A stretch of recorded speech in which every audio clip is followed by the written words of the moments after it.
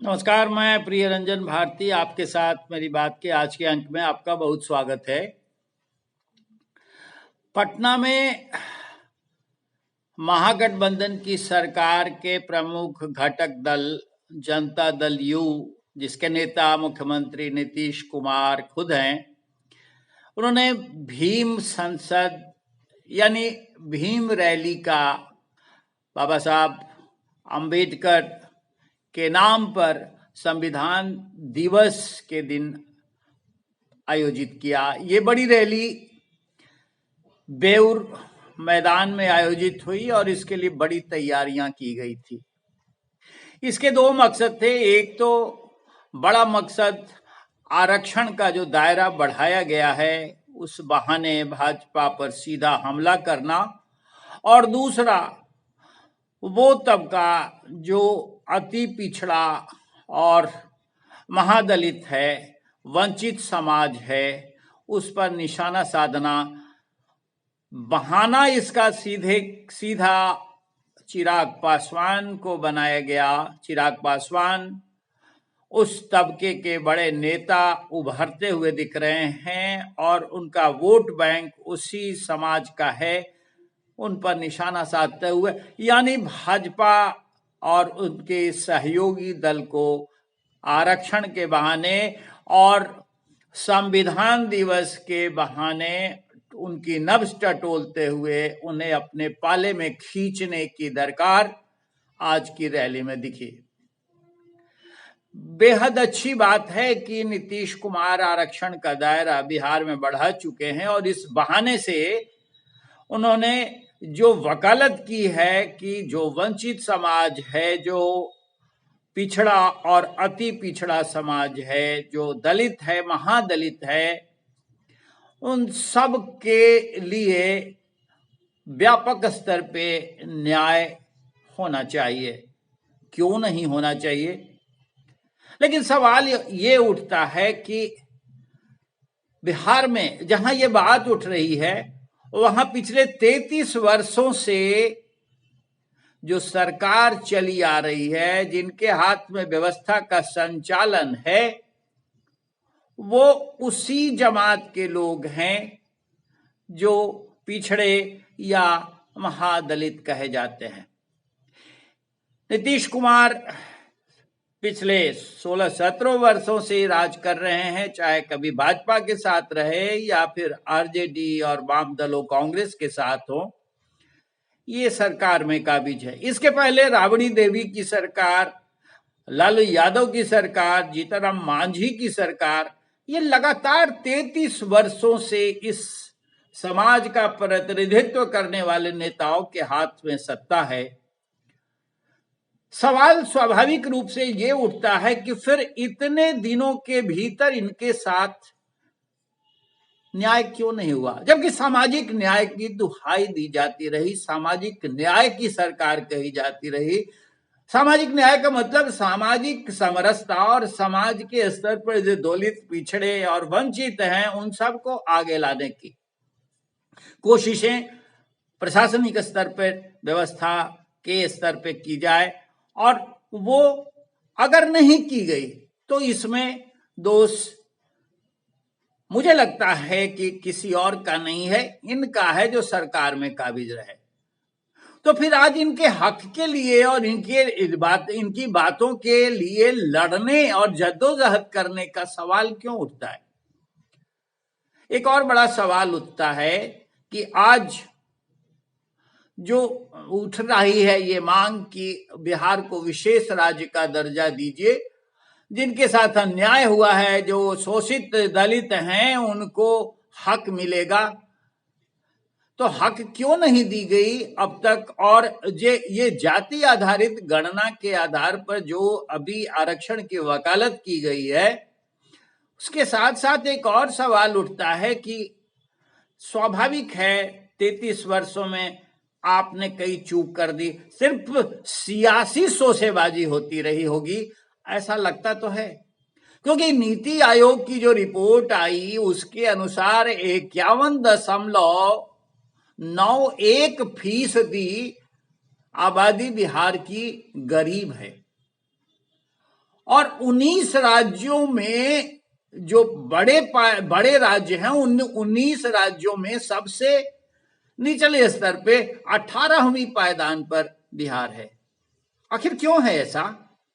जब सामाजिक न्याय की सरकार रही, पिछड़े नेताओं की सरकार रही, जो पिछड़े समाज के हैं, उनने सबों ने मिल करके सामाजिक न्याय की दुहाई देते हुए वंचित पिछड़े समाज के लोगों को आगे लाने के लिए लड़ाइयां लड़ी।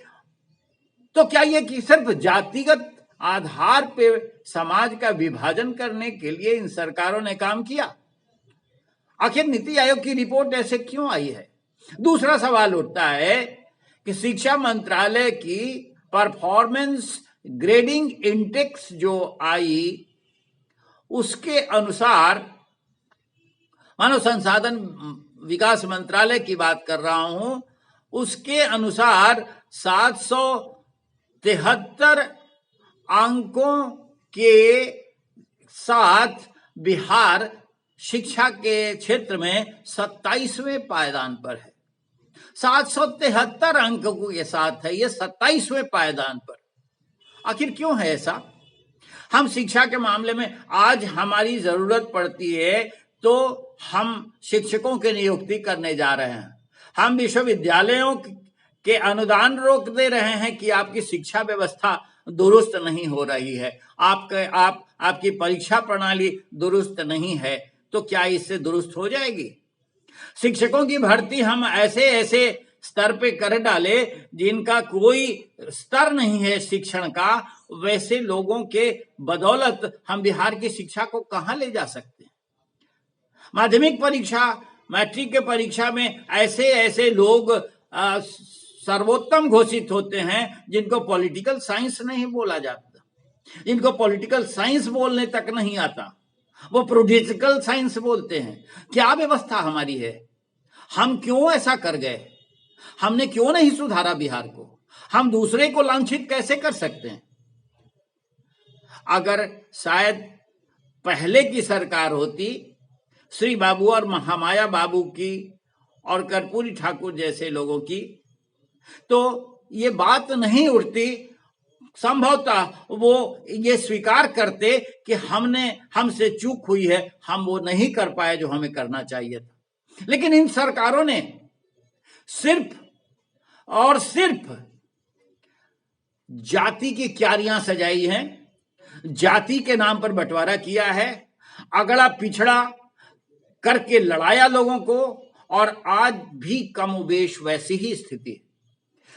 इतने 33 वर्षों में आरक्षण की व्यवस्था लागू हुई, क्यों नहीं हम दिला पाए? क्यों नहीं उनके साथ हम कर पाए? अब देखने को ये मिलता है कि जो अगला समाज पहले शोषक वर्ग था, वो अब शोषक वर्ग नहीं है।